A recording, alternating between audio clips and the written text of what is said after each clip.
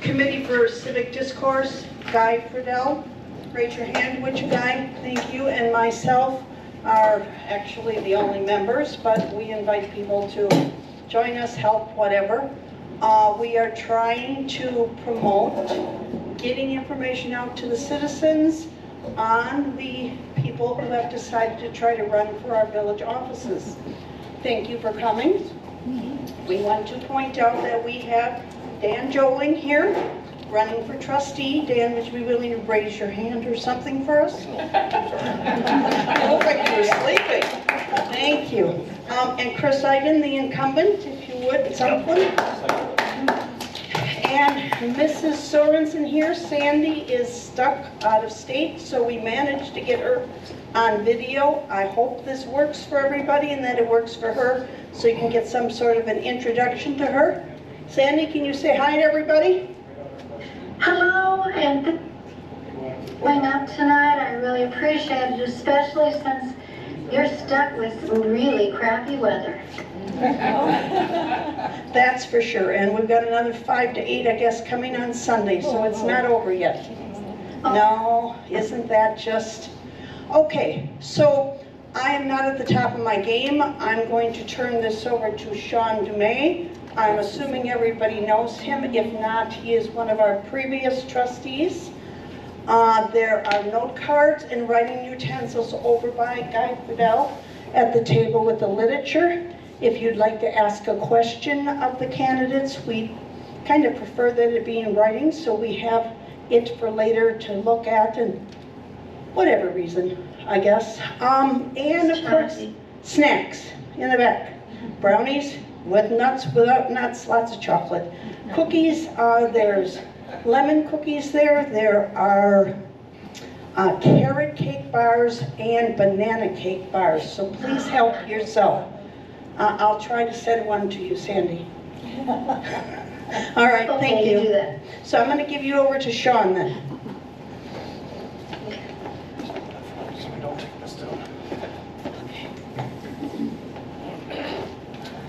Hello everybody, I'm Sean, recovering trustee. We'll start by giving each trustee a minute or two to introduce themselves and tell you a little bit about themselves, and then we'll move to the questions. So far we have 2 cards with questions. Okay, so we can say Dan Joling. My wife and I, my wife Sean's here.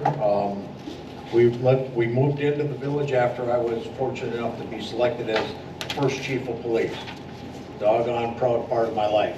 Prior to that, I had spent 28 years in Nakusa, where our children, we have 2 boys, 2 girls. They were all born, went to school there. I worked with the police department there, and prior to that, I started with the village of Port Edwards police department part-time. As it states, that those of you that have the card or might not have a degree, Bachelor of Science in Criminal Justice, graduated from Port Edwards High School. As a high school senior, I joined the military. I spent 31 years in Army Guard and the Reserve, and retired out of Division Headquarters in Arlington Heights, Illinois. But again, one of the best times of my life was, just like in the military when you command, was the ability to have this police department.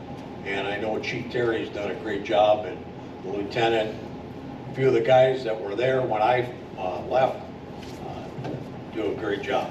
But my focus primarily is the fact that, being a taxpayer here in the village, I am somewhat concerned about a number of issues, but I thought, well, the only way you can really do this is to get involved. So here I am. Thank you.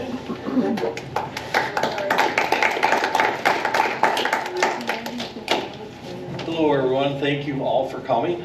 I know it's sometimes hard being here. My name is Christopher Iden. I'm a senior engineer over at Greenock Fan. Been there for about 19 years. I've been in the village of Kronenwetter 15 and a village trustee for the last 12 years.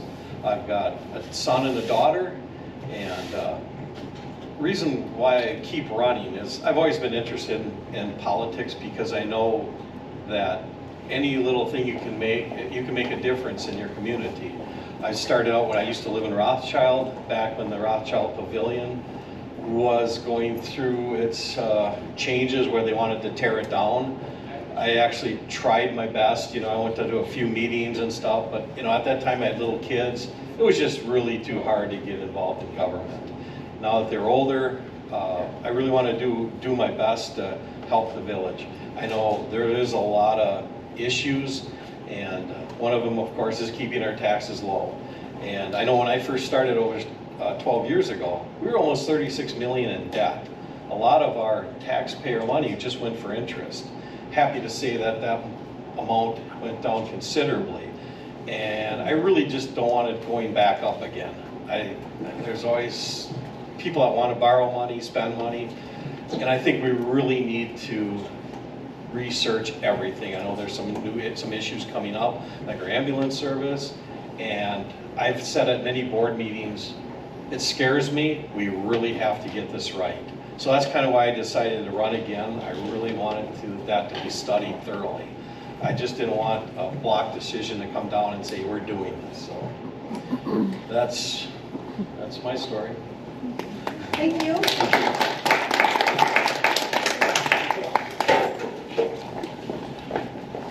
Okay, Ms. Sorensen, it's your turn. Okay, well, thank you very much. First of all, I want to thank you again. Really appreciate it. This is a little choppy, so I hope you get to hear everything I'm going to say. Been a lifelong resident of Marathon County, except for the 2 years my husband and I spent with their business in northern Wisconsin. I grew up on a dairy farm. I went to a technical school, went out into the workforce after having gotten in computer science, or computer operations back then. I worked until I was quite old, actually. I went back to school as an adult, and I had an interest in accounting because I'd done payroll, accounts payable, accounts receivable, and balanced the books and doing all the year end for a small business. And it really interested me. Back to school to get that degree. While I was there, I also got a degree in administration. And it was more of a support job, but then I went back into the workforce and I worked in ago. The reason I'm running, to be honest with you, I had really little desire to get involved in this kind of a situation, but we kept hearing, husband and I kept hearing all this negative stuff about Kronenwetter, and I'm going, no, it's really I love my neighbors, I like the quiet. There seemed to be an awful lot that was negative, and I wanted to prove them wrong, so I started attending some of the village meetings.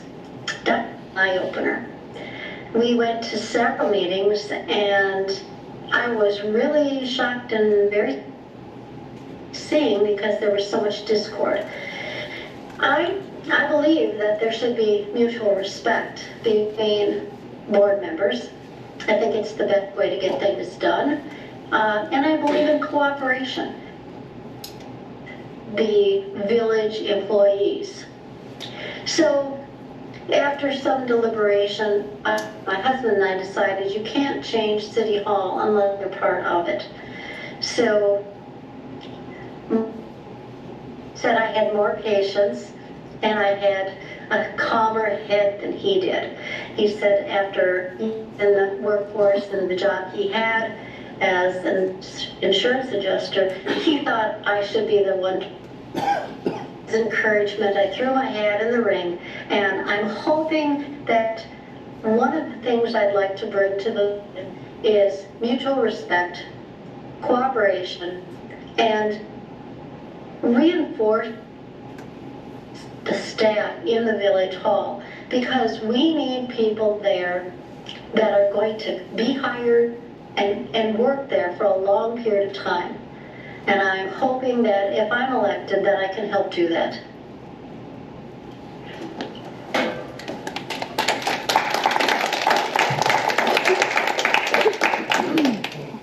Okay, we have 3 question cards. We're going to randomly mix them up. Whew. Maybe I'm going to mix them up. Okay. Question number 1. And we will start with Ms. Sorensen and work our way that way this time, since we went that way the last time. What is your view on fluoride being added to our village water? Ms. Sorensen, you can answer that one. I'm sorry, but I didn't hear the question. My feed froze. What is your view on fluoride being added to the village water? So I have heard both negative and positive things about fluoride. I know that the studies that are coming out now, we are doing probably us to our children and to ourselves, because there's fluoride added to everything, including your mouthwash, your paste, and pretty much everything else. I need to see what our numbers of fluoride added to our water. I personally think that there's probably an overabundance of fluoride right now in our water, our systems. So my feeling is if the studies show that that is correct, take corrective action. Thank you. Okay, Trustee Iden. You can sit. You don't have to stand. I don't mind standing. Okay. It makes me feel a little more comfortable. Actually, this came up at a board meeting. We had voted on it, and we voted to keep it in for now. But my comment during that vote was, I'm not an expert. I'm not a dental scientist. I don't really know much about it. You can read great things on the internet for and against it. I'm saying, my suggestion at that time, this should go to basically a poll to the people that are on the water utility system, and let them decide, let the majority actually decide if they want it or not, and let their comments be heard. I mean, I know personally, I grew up on well systems but never had fluoride, and I literally only had a couple cavities for my young age. So, you know, so is it all it's said to be? I don't know, but that's why I say I don't think I had the actual education to be able to decide truly if we should put it in or not, and I thought it should be up to the residents in that case with a poll. So, thank you. Okay, and to kind of segue or dovetail off of what both Chris and Sandy said, I have my concerns. I've read the pros and the cons. Personally, I've tried to take all the fluoride out. I don't use fluoride in toothpaste anymore, but I'm wide open to hear from people that have input on that. I know there's been other folks here in the village that have expressed a concern about fluoride, and if we can talk about that, yeah, I was going to ask the water utility or the director, what is the law, regarding that? Because we can't just do something and violate law and then end up putting the village in another legal bind. But yeah, I'm wide open. Exactly. Wide open to suggest. Go ahead, Sam. She was agreeing with you. We could just hear her. Okay. We got 3 cards again. Mix in the other direction this time. Oh, Okay. wait, I think there's one here. Look. Oh, we got more cards. I'll get it. All right, this one we will start with Trustee Iden, and then we will go to Mr. Jolin, and then back to Ms. Sorensen. There's 2 questions on this card, so we'll ask the first one. How do you all feel about the ambulance/rescue for our village? All right, as in my beginning topic, I did bring that up. That's probably one of our biggest topics right now at the village, is this ambulance.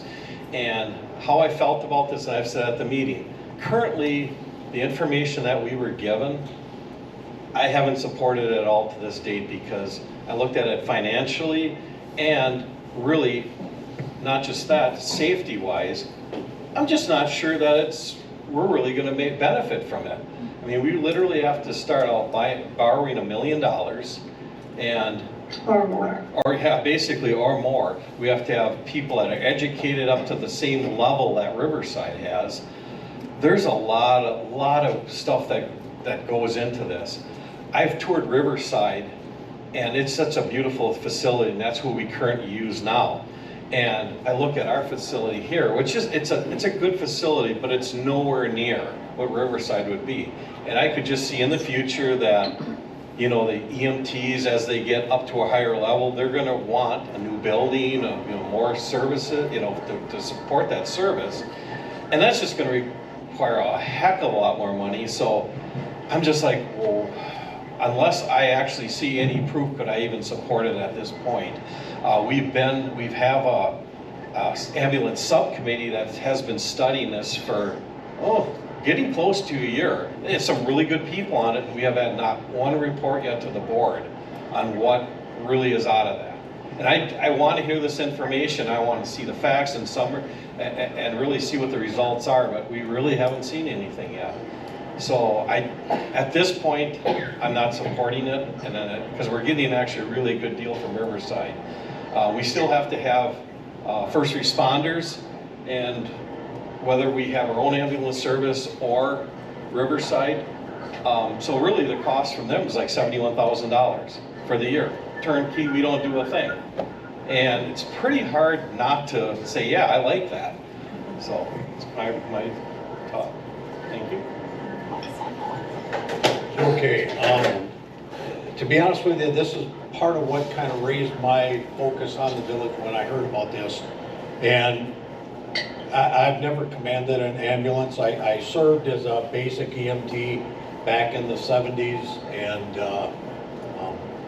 it just wasn't my cup of tea. I've seen where Nakusa now, who's had an ambulance since 1952, has had to close the doors. In other words, shut the keys on. Why? Not because they couldn't afford it. They had, I think, either 3 or 4 units at one point, but rather they couldn't staff it. And I know the demographics, or probably more so people, how they look at it. It's not like it was back when I got into law enforcement in the 60s and 70s. People they don't give up themselves like they used to. And so if we put a lot of money, like Chris says, $1 million just to get the thing rolling, then you have to have people properly trained. If you're going to do a paramedic level service, you really ratchet it up. Then you have a whole bunch of drugs and things that you have to be concerned about. If I'm fortunate enough to win a seat, that's something I definitely need to see some more information on. And as far as I know, I haven't heard of any really horror stories with regards to the service we've received from Riverside at this point. So right now I'm kind of the mindset of, if it's not broke, don't fix it. Okay, Ms. Sorensen, it's your turn. Very good. So, like Dan, this issue was brought up, and I was concerned. That was what initiated my interest. I went to the first meeting, and I heard discussion on this, and I was informed that a feasibility study had been requested of an individual, and I was under the impression that that study and the results of that study would come back. Now, that feasibility study was supposed to include the need. How many times are we using the use of an ambulance for our community, and the cost? We never did get, in all the meetings that I've attended where this has come up, a straight answer. But in the meantime, I went to my neighbors and I started discussing and getting their input, because I heard the dollar signs too. And I am concerned about our elderly population because, quite frankly, I'm part of that. I am. So I wanted to know that we were safe, but that we were also not biting off more than we could chew. I went to another meeting, and the person who was directed to come back with a feasibility study brought up another vote on the exact same thing in a different wording, and the problem still was out there. Well, I'm thinking that our job, if we are on the board, is to represent the people, not our own opinions. It isn't up to me to tell you what you need. It's up to me to be your voice. So if the study came back and if the finances did not support the need for 12 calls a year, why have it? Because it's going to put that financial burden on everyone. Our old, our young, the potential for any new people moving in, they're going to look at that cost of tax increases. So right now, my opinion is no, not until someone can prove to me in writing that we can financially support it and we need it. So right now, I need more information from the people who were supposed to provide that study. Now, if I'm lucky enough to become a member of the board, I am going to volunteer to be on that committee so that that feasibility study can be completed. We know the results, and we can honestly, straightforwardly talk to our community, because right now we don't have that information. And to make a decision this big and this important with all the facts is not a good idea. Okay, we're going to read the second question on that same card. This time we will start with Mr. Jolin, then we'll go to Ms. Sorensen, and then to Mr. Iden. It says, Kronenwetter expansion, lots of room for expansion. So my understanding is somebody's asking if we're going to expand. If that's not the intent of this, shake your head no. Okay, so Kronenwetter expansion, we have lots of room for expansion. I would like to think that what that entails, or that question is that, are we going to look at expanding our businesses? And in fact, I've talked with a couple of people, they mentioned just that the interest to see that happen, and all for it. Land-wise, Kronenwetter annexing any more land, I don't see that as being something that's feasible. But yeah, for business expansion, definitely. Oh, I gotta get it up here, sorry. Okay. And one other thing I want to mention is that, because I would be remiss by my wife, we have 5 granddaughters and 5 great-grandchildren. I want you to know that. Ms. Sorensen, you just turned out. Sorry. Okay, Ms. Sorensen, your turn. Okay, so I'm hearing the same thing that Dan did. Yes, if we are talking about bringing industry and jobs and lowering our tax base so that our residents don't experience huge increases, I'm all for it. Again, we need to do this smart. You don't want to overdevelop too fast and end up without residents able to come in. So yes, I would love to see industry in a very controlled manner. And I think with our new village president, we can do wonderful things for this community. Okay, Trustee Iden.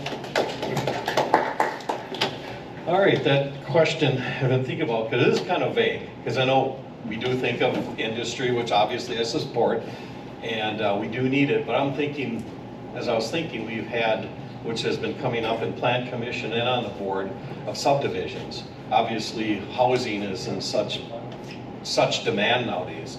and we have a subdivision that was being planned out on Pine Road. I believe that's where it was. And some of the lots and all that was set up a lot different than the way Kronenwetter set up. Right now, our current minimum lot size is 20,000 square feet, so just a little less than a half acre. Well, the developer wanted to come in and basically have a lot of, have a zoning change where they could have like called zero lot line developments, so that the lots would shrink down to 10,000 square feet, and then you could sneak in these, it would look like a duplex, so somebody would own, say, part of that duplex on one side, and another person would own the other part of that house on the other side. Well, you know, that might work in a big city, or, you know, where the population is so dense, but, you know, maybe that it's just my opinion, but I just don't think that's a good fit for Kronenwetter, where you have these buildings that, you know, two people own with this, sharing this lot line, and, you know, if that spreads all over, I mean, I think that could bring blight, and, you know, I just want to keep Kronenwetter kind of the way it is.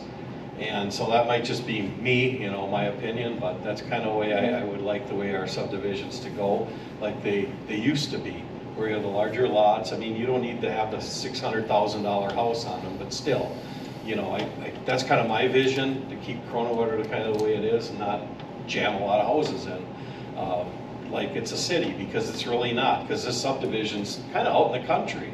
And the other thing is what Sandy was saying is we got to be smart about our developments. You know, my son moved out to Idaho Falls about 10 years ago.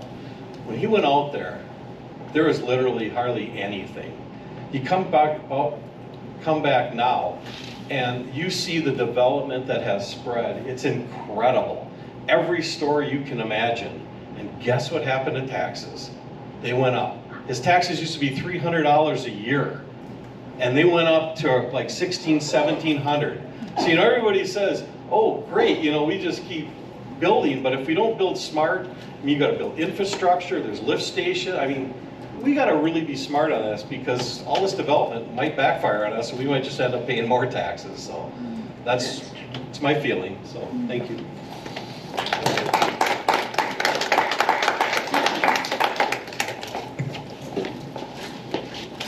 Okay, we have a couple cards now, but I'm just going to pull the yellow one out because it's different, so. I don't want to keep shuffling the yellow card around, pretending I don't see it.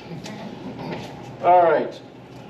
Please describe your academic and professional background that prepares you for this job. Don't worry about my reading skills. And what will be your first, I think that's 2 questions. All right, describe your professional and academic background and how it's preparing you for this job. And we'll start with Mr. Jolin again. As I mentioned, degree in criminal justice administration, police department. Had worked here in the village since 2004, got to see the board function at that point. Also, something else that I don't know if I mentioned, and I don't know if it's on the card, but I spent 2 terms in the Nakusa School District on the board, 1 term as a treasurer, and then got elected for the board president. So was able to work with that, within that, work with Robert's Rules of Order, and we always try to maintain a, what I want to say, within the boardroom. We might have disagreed, but we were all human beings, and I think that's imperative, that we try to establish that or bring that back, because again, we know as individuals we are going to disagree, we aren't going to see everything alike. So far I haven't heard anything tonight that I disagree with. It just, there you go. Trustee Ivan will be next. All right. Well, my background, I have associate degree in electronics and associate degree in mechanical engineering. And I've been a trustee for 12 years. As my education, did it really prepare me for this? Probably not, but you know, I think it was my drive to actually be in politics. Like I say, I started out when I was younger, like I say, we mentioned before with the Rothschild Pavilion, I kind of helped fight with that. Obviously, I didn't do much, like I say, with growing kids, but it's always been my concern to be involved. For one thing, I wouldn't be here if it wasn't for that. Like I say, to me, it concerns me. I mean, there's a lot of other candidates that were invited to this, and they didn't show up, which to me concerns me because I don't mind debating. I mean, there's a lot of topics out there, but to me, it seemed like they just shied away from that. In fact, if anybody's on social media, sometimes I peek at it and I saw that they're having a separate meet and greet. And I'm like, well, can I come? And I basically was ignored and kind of like, no, stay away. So, like I say, I'm not afraid. I'll debate anybody. Maybe I'm wrong. I'll admit it if I'm wrong. But like I say, at least I can say what I have to say, and that's it. Thank you. Rick, Mrs. Sorensen? Okay. So I grew up on a family farm, I told you that. I went to the Stratford High School and graduated. Right out of high school, I went to computer school in Milwaukee, and I graduated with a computer operations degree.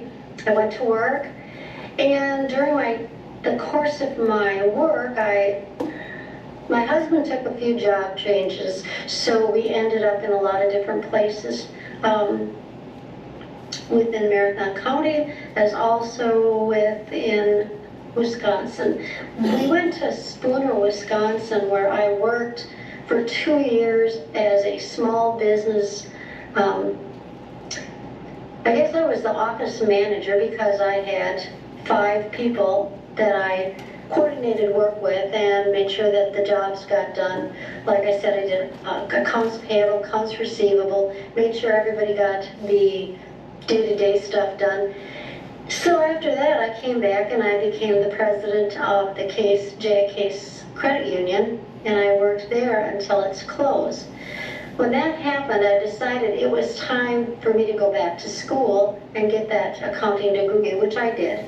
And I got an administrative degree at the same time over at the Tech. I kept working the entire time because I felt that I owed it to my husband not to go into debt for my education. So I worked and went to school and I accomplished that. In my entire life, I have strived to be part of a group, every one of us working together. So I'm hoping that along the way I've acquired a few skills that would help the board be more empathetic, because I do believe that a nice, even temperament might add some clarity to the topics that need to be discussed and the decisions that need to be made. Sean, can you ask her if she'll repeat that last sentence? Ma'am, can you repeat the last sentence? You broke up and they didn't hear you. Oh, I'm sorry. So I'm hoping that I can bring some level-headedness to the board so that we can work together as a team instead of everyone having their own goals and having the animosity that I've witnessed at previous meetings. Thank you, ma'am. All right, we're going to read, I don't need this, I got a loud mouth. We're going to read question 2 on the yellow card. This person writes way nicer than me. What will be your first 3 priorities if you become trustee? And I added if you become trustee, everybody. We'll start with you, Ms. Sorensen, and then we'll go to you, and then to you, Ms. Jones. Yeah, I actually wrote down what my goals would be. And the first one, we need to fill the staff positions in the Kronenwetter Village Hall. That is very important. We need stability there and people who are qualified to do the jobs and who want to stay, who are dedicated to the betterment of our community. I also think that I need to gain a better financial understanding of where the village is so that we can establish a budget. I have yet to see a budget for this village, and I don't think any one of us would be successful without a budget. I think any organization, any company, that's a priority all the time. And I think that should be a priority for our village also. And then I'd like to help improve the image of Kronenwetter by having team members and listening to our public, because they should be the people who are driving our decisions. This is not my community, it's our community, and that's the way I think we should work. Thank you. Let's turn it off. Go. Yeah, this question's hard to follow because I kind of feel the same way. We do have to get our staff up to full level again. Like I know I wrote some stuff for the Sonian, and basically what I had mentioned in there is we need full staff. We need to get that resolved with good people that will stay. Basically, we got to figure out this ambulance service. We want to get that on the table, get it resolved. I think it can be resolved, but I think we really got to work together. We got to sit down, and like I say, then we do have a plethora of other issues, but I think we got to get through them. And you know what? We definitely got to kind of get the passion out of it and just look at facts, because the thing is with all of us trustees, we do it for a reason. That's why you can't really cut down anybody that's running, because they really want to do what is the best for the village, and we all have our own visions, and I think that's we really got to work together. What they said. And I do, it's amazing how much we agree on this. As Sandy said, staff is important. I had a discussion just prior with regards to an administrator. I personally feel we do need an administrator. The 7 of the board trying to control, I just see that as way too much of a nightmare to do it and do it well. But again, we want to take some time, we want to vet an individual, and then hopefully bring them in, bring them on staff, and have them here. I think the other part of that is, and I've always felt, and I know I articulated that somewhere, is respect is a two-way street. If you expect, as a board member, respect, you in turn need to give respect. And I would hope we can do that effectively. The other issues that I see is that of, I think Chris alluded to it, is just trying to, we need to talk within the boardroom and discuss these things and get them out, and I'm behind them, whatever it takes. I know the other thing is to get a baseline on our budget, and that we have to get some good numbers, and then decisions can be made. It will have to be made from there. If I've heard the phrase, not from Chris, but another board member, that our undesignated funds are undesignated, it was in critical shape. Well, that might not necessarily be the case, but that still says that that's not good. You can't run a governmental unit in a zero balance budget. So, thank you. Can anybody not hear me? Okay, then I'm not going to use the microphone because there's no reason. Okay, we have 4. Shuffle, shuffle. Oh, you missed one. What? I'm kidding. Oh. All right. We will start with Mr. Joel, and then we'll work this way this time. Based on your knowledge as of today, with the data from past studies, how would you vote for Kronenwetter to acquire its own ambulance service?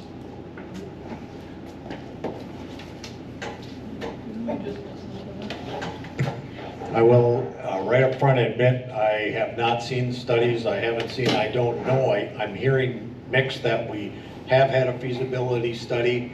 I know there's folks out there that do this stuff, and maybe it has been done, but I would really, because once you commit, once you cross that line and start buying ambulances and putting that whole service into effect, now you've obligated the village to a big price tag.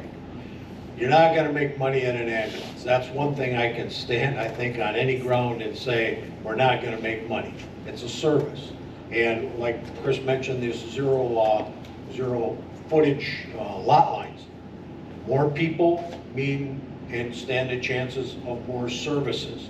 Industry, okay, retail is a little different monster with regards to especially law enforcement services, and that I can speak from. But you're not gonna make money on an ambulance, but you wanna do it right. You wanna provide a service that's top-notch. So, with that being said, that would be a major concern of mine.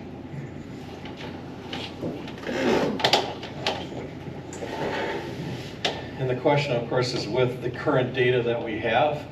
And with all the current data we have, and I mentioned before, is why I haven't supported it. I've reached out too with our past village administrator. She was an interim administrator, and she's on an actual ambulance committee for the village of Partyville. And she sent me their actual financial data, and they're a lot bigger community than Kronenwetter. We have about 400 calls a year. In that data, they billed out over $1 million for the ambulance service, approximately. They received $260,000 back. There's issues with billing with Medicare and that kind of stuff, and they just did not receive the money they thought they were going to. So they gotta actually fight for that. And what do we do in the long term? I know from the ambulance subcommittee, a few meetings ago, one of I think the chair of that committee was trying to show me in a parking lot some of the numbers, but I had a cold and it was cold outside, and I just said, well, we got to get these numbers to the board. We got to study this. We have to debate it.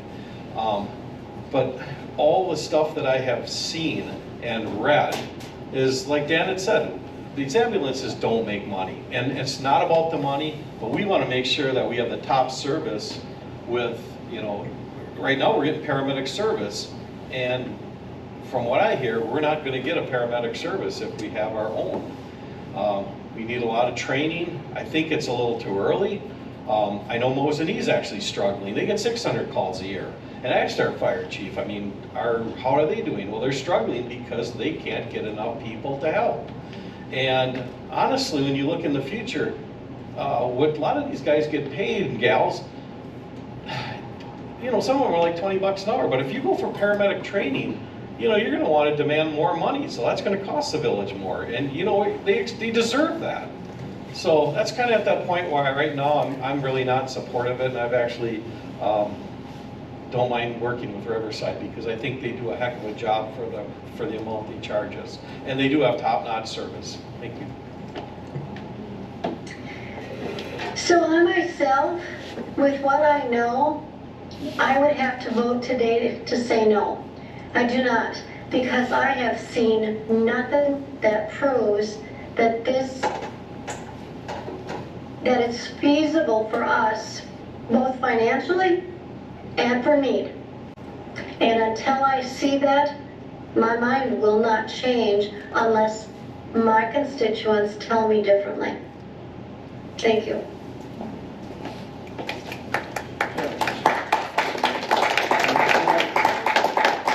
I think this is photo paper. It is. Oh, it's sticky and glossy. Okay.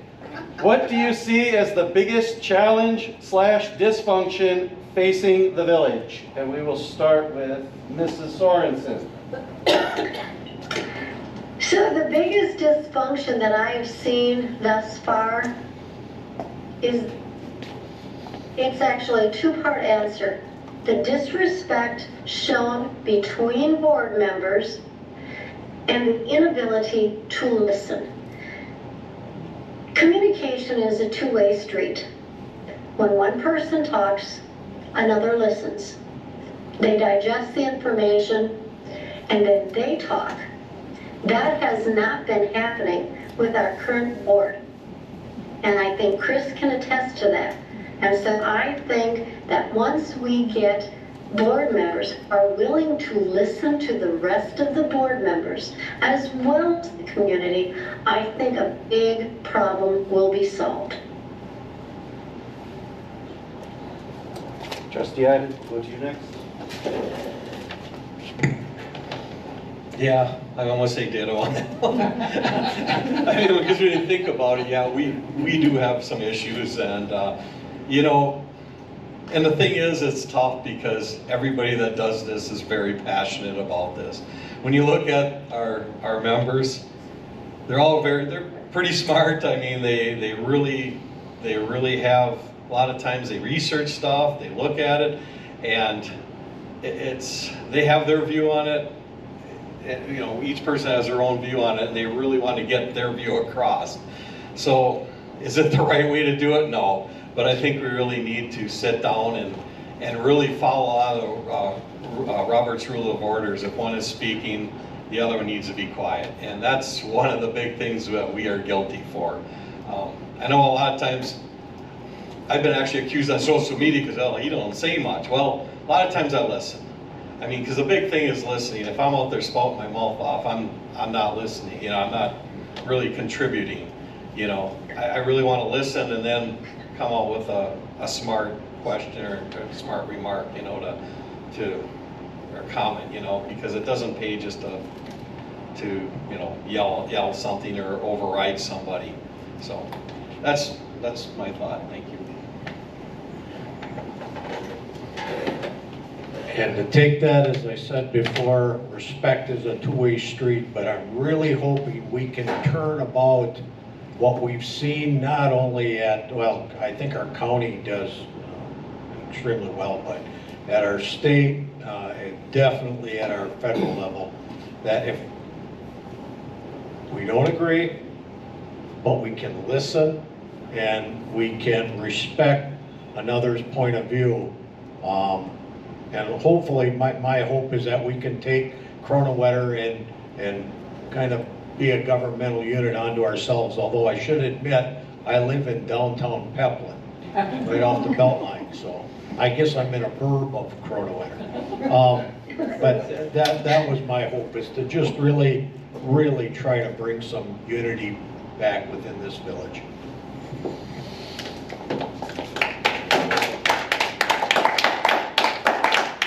We have two now. We will start with Trustee Iden.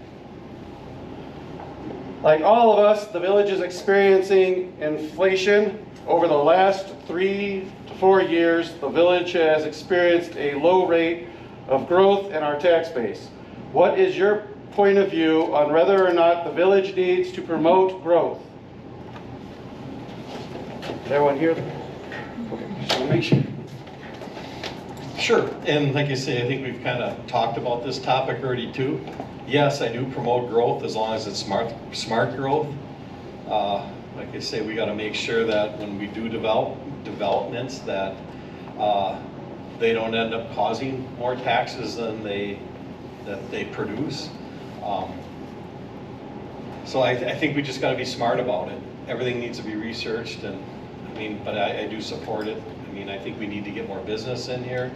That would help somewhat. I know we've got a lot of land in our TIDs yet, and we want to get our TIDs back in the positive instead of where they are in the negative. So, thank you. Mrs. Sorensen? I agree completely with Chris. We do need to grow, but we need to grow wise. And I think that it would be in the community's best interest to develop land for industry, as long as that industry has a good positive effect for our community. And kind of dovetailing off of both of those statements exactly. I don't want to see the village and the taxpayers, especially of which I are one, my wife and I, but put us in a bad light. But at the same time, I truly believe we have the land. Like my dad always said, they don't make any more land.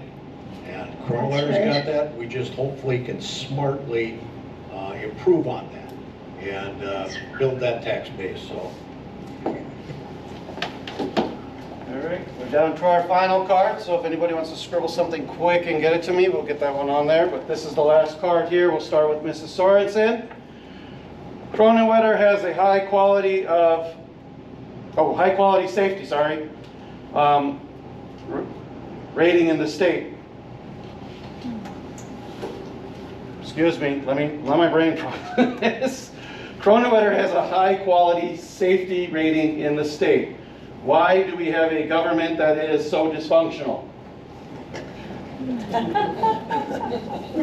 Oh, well, I will go back to what I heard before and what I've seen, and that is lack of mutual respect inside the board and lack of listening. It comes down to my opinion over your opinion. Well, no, that's not the way it should be. I think if we had members of the board who were listening to each other, I think that would resolve itself.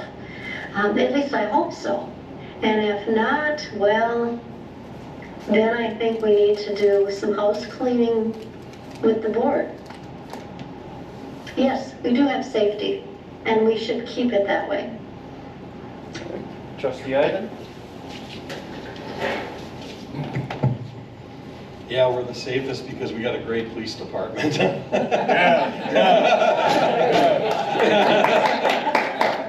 did a great job. Oh yeah, like I say, I'm very proud of our police department, and I think they do a great job. As far as the board, yeah, we got to work out some issues. We have a lot of different personalities, and the thing is we just got to get together more and really talk stuff out. You know, I have to shout out, we got one of the greatest interim finance people now in the room, and he's doing a great job, and he's done a wonderful job for us, and I think we need more staff like that. And I just have to comment on that. Thank you. Kind of taking that Kronenwetter has a good safety record. It's the police department, yeah, we're here to do that, but it's the people. And that tells me that the people are where our board members and village president come from.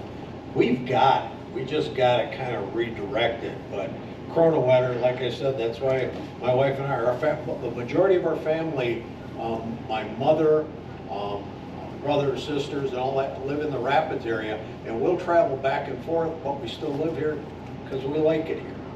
And I really, like I said, just want to help before I don't know, become after talking to Sandy, I know I don't want a vacation in Arizona. So I don't know where we're going to go. My wife likes Florida, but we're going to see what we can do. Hopefully, on the night of the first, we'll know more. Thank you. Any more cards?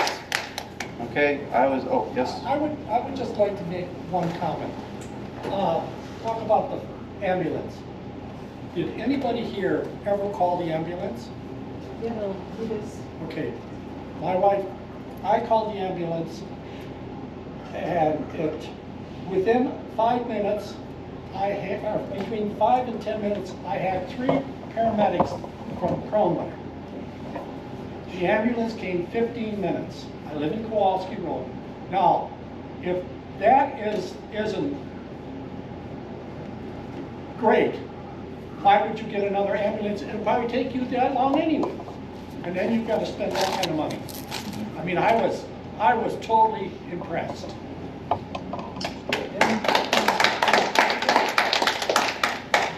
All right, well, my job was to moderate. There's no more questions, so my job is done. So I'll give it back to the committee holding this event, and they can wrap up whatever they're wrapping up. Look at me moderating. Anybody else? Are we on?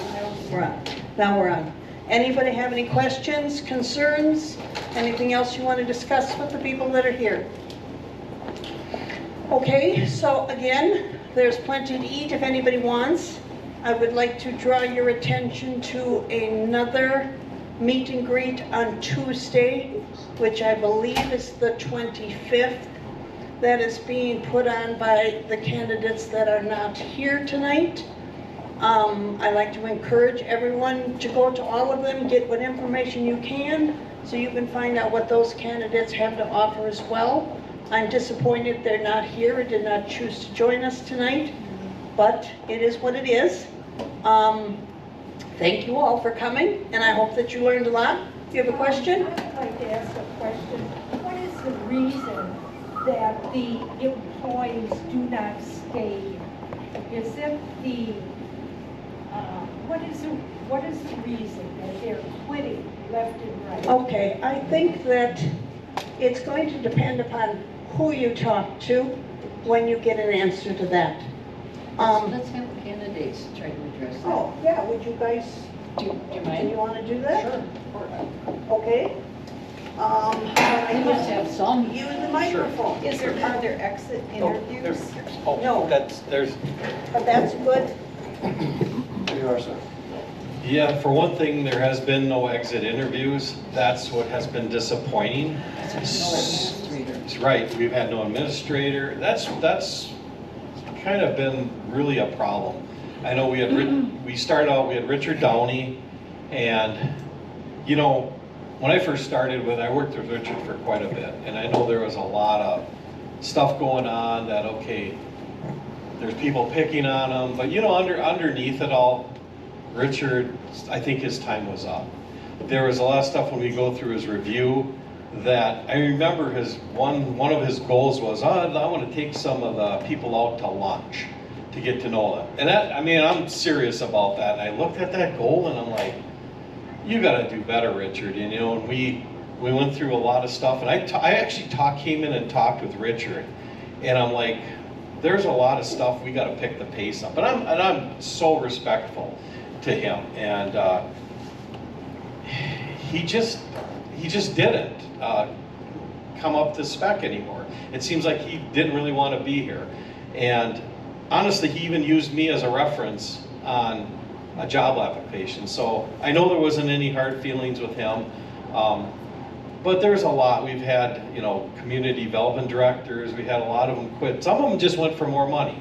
I know there's a lot of blame going on about people, but you know, sometimes it's a position. If you ask them and really want to get answers out of people, it requires work.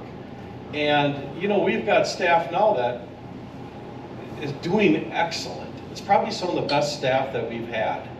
And I know like Greg, Pete, I mean, these guys are really just top notch. And I even have to compliment our interim finance director. I mean, this guy is amazing. He's done some really good work. And we got Jennifer, our new clerk.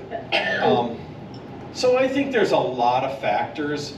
You know, when we work with people, sometimes personalities don't clash, and the thing is it was talked about, if you got 7 bosses, that really doesn't work out well.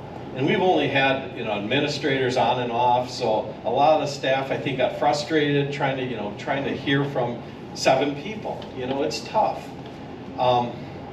It's tough work. So I just think, yeah, we got to work together more with them, and it's a learning curve for everyone. And you know, like I say, it's just my opinion. Obviously, I'm only in the, like, as being a trustee, you know, we're here on board meetings, so you don't really get to see their day by day. I've talked to them, come in for advice, you know, we've went over stuff, but you really don't know what goes on behind the scenes, and that's what's tough. And they haven't shared any exit interviews, which really makes it frustrating. So to really answer the question, sometimes it's tough to know. You know, I know it's hard to say, but you know, I'm not working with them. They never even come up to me and say, well, this is why I'm quitting. You know, or if they can't tell you, it really makes it rough. And I don't like to speculate or listen to rumors. Don't they tell the president? I mean, doesn't the president? Maybe he knew. Who's in charge of Right. the employees leaving? Somebody must. A lot of times they've let their 2-week notice in and they haven't said a word. They've said like, I'm not, they won't even fill out a exit interview. Mm-hmm. And we've had some excellent people quit just because they got better jobs. I remember one of our finance director, Emily Lay, awesome, double degrees in accounting. I mean, she had so much education, but she had goals. I mean, she was really, really good. And other ones just, you know, they struggled too. So it's tough to say what one particular matter is. I'd just like to say it's time to put this whole ambulance thing to sleep. It's gone Rest. on long enough. I don't know how anyone dreamed it up to begin with. You know, if I need an ambulance at 3 in the morning, I don't want some cockamamie Kronenwetter maybe trainee. I want one of the Riverside. And fluoride, ask the local dentist. I'm the mother of a dentist, the mother-in-law of a dentist, and they say, keep the fluoride. Okay. Okay. And that's Yeah, Good to rather know. than listen to other candidates. no, that's all good stuff. That's all good stuff, and like I say, in my opinion, we had it at the board, and I said, I'm not educated enough. You know, I need to hear from people, they should pretty much vote on We've that. all been drinking it for a long Right. time, and hey, Yeah. I'm still here. You're still alive. Good for you. Thank you, guys. Good.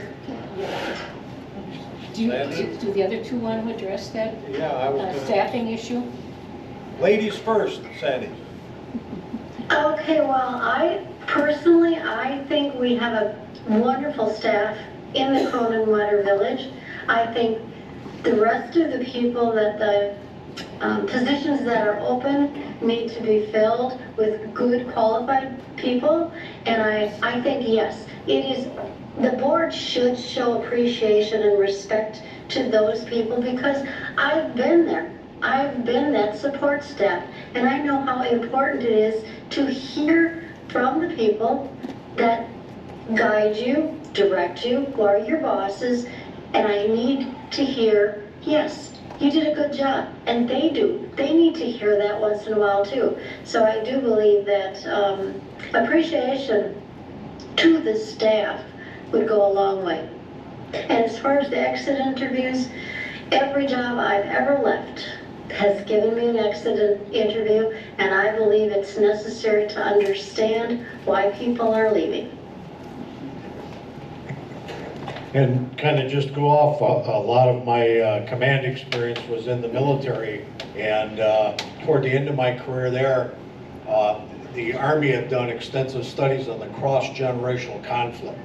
And as people change of age groups, they are, but what I've known of and I haven't stuck my nose in the police department, it's got a great chief, don't need to be there, but watching the younger versus the older officers and what motivates them. But the thing that seemed to be kind of a constant was that people just want to be part of a team, and they know where they're going. I think what Sandy said and Chris said, if they feel that their time is worth and they're valued, hopefully we can turn that around, but we need to function on all 8 as a board. And if we can bring that together, I think we can change that flavor that maybe has gone on between our employees. But I think like Chris said, I heard that too, that there were various that a place like Kronenwetter is a stepping stone. You're coming in, we used to call it getting your tickets punched, and then you're moving on. It would be nice if we find people that would like to stay and grow old here, but that's not always possible.